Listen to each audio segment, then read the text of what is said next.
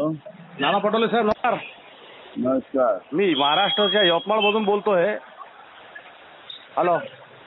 बोला बोला साहेब, मुस्लिम समाजावर एवढा अन्याय कसा काय हो? एक बी मुस्लिम कॅन्डिडेट तुम्हाला पाठवता आला नाही आमच्यासाठी. आम्ही महाविकास आघाडीसोबत राहिले नसतो तर आज महाविकास आघाडीची काय दशा झाली असती हो साहेब.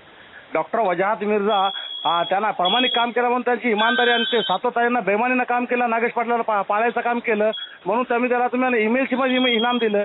आणि डॉक्टर वजाहत मिर्झा एक इमानदार माणूस होता, एवढ्या मुस्लिम समाजाला काम येणारा माणूस, आणि तुम्ही त्याला बाहेर केलं. बरं, काय केलं पाहिजे सांगा. नाही ना साहेब, डॉक्टर वजाहत मिर्झा किंवा त्यांच्यापेक्षा इतर कोणत्याही मुस्लिम समाजाला तुम्ही उमेदवारी दिली पाहिजे. आम्हाला म्हणजे राजकारणातून आम्हाला राजकारणातून साहेब आम्हाला हॅलो एवढ्या जोराने नाही साहेब, आम्हाला राजकारणातून बाहेर करण्याचा षडयंत्र हा काँग्रेस पार्टीने रचलेला आहे का? तुम्ही खरं सांगा, आमच्यावर अन्याय नाही का? अरे हळू बोला बाबा. हो, मी हळूच बोलत आहे साहेब, मी हळूच बोलत आहे. काँग्रेस कार्यकर्त्याचा म्हणजे माझ्या मनामध्ये तळप आहे मुस्लिम समाजासाठी. तुमच्यापेक्षा जास्त राग मला. आता काय केलं पाहिजे? नाही साहेब, काही जरी केलं पाहिजे ना तर सातत्याला आम्ही मुस्लिम समाजामधून आम्ही महाविकास आघाडीमध्ये काम करत होतो. मग आम्हाला एक काम करा, आम्ही बाहेर पडतो. आम्ही काँग्रेसमध्ये कामच करणार आहे ना. कशासाठी जाऊ? आम्हाला तुम्हाला क्यू नाही मुस्लिम